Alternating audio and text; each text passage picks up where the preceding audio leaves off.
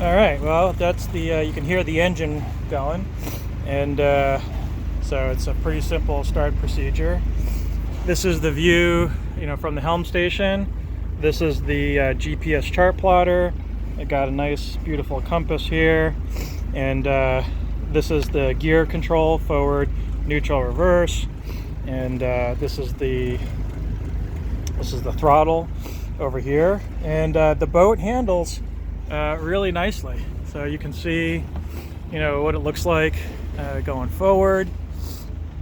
Pretty clear side decks for going forward, even when you're, way heeled over. I can tack the boat basically, from the helm station itself.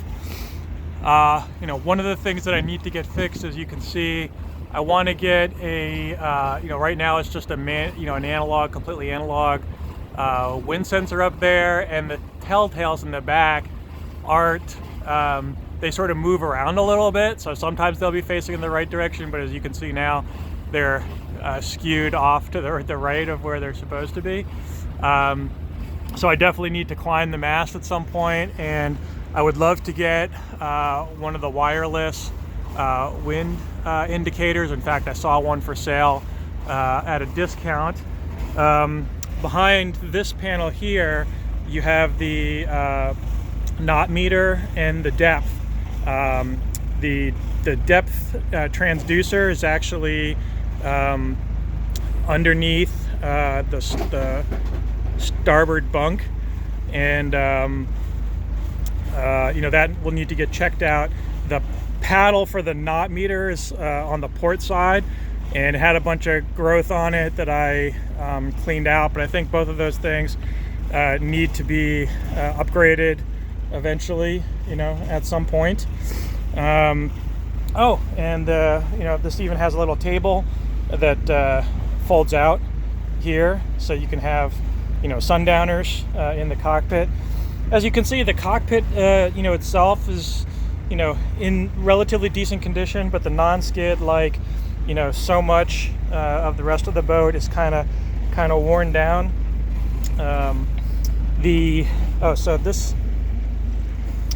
That's the auto helm right there, the autopilot. What I haven't been able to look into yet is how the autopilot is connected to the chart plotter, or if at all. So I might need to put like an MEA 2000 connection in. Underneath here is, you can see there's the RAM for the autopilot, and there's my Kiwi grip that I'm going to try and see if I can use that to redo. Now, in terms of aesthetics, a lot of this stuff, where it's dirty or sort of the gel coat has, worn down, a bit. I think all this stuff just is going to have to be sanded back to sort of bare level, or filled with some sort of a filler, and then repainted. But a lot of it might just need like a really good buffing, although where you can see all these little craze marks, I don't know if that can really be buffed out. Even if you do rubbing compound first, I think these are a little bit too deep. But a lot of this is just surface dirt that accumulates when it's just sitting out for weeks on end, and so it just needs a really, I think, thorough cleaning, buffing, compounding and buffing, and then maybe a wax. And then maybe some of these non-skid areas can also be replaced with some synthetic teak material I bought to see if I could do that. I haven't opened this one up yet, but this is where underneath this hatch and this cockpit locker is where the gas bottles are for the stove. I just checked this a second ago. So this is a manual bilge pump, and that works great. There's a little handle down below, and you pull it up here, and you pump it, and it moves a lot of water really quickly. But I do definitely have to work on the bilge system, and that's where the shore power comes in. The shore power does have a charter, a charger that you leave it on. It charges the batteries. There you see the furling line. So this is how you unfurl the jib. You just take that off the cleat, and then you pull on one of the jib sheets, and it just rolls right out. And like I said, the main is in surprisingly good shape.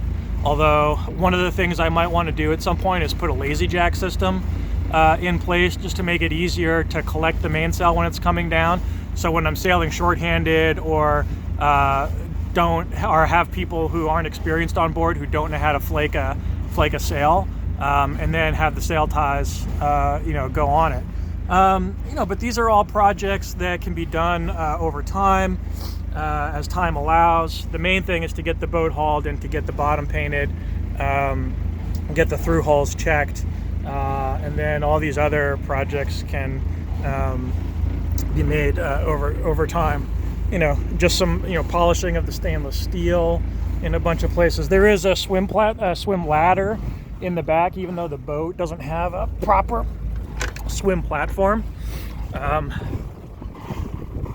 There's the ladder, so that's how I get in and out of the water. You can see there's some, and you just need to polish all of this metal. You should have seen this thing before. It was just so tarnished. It was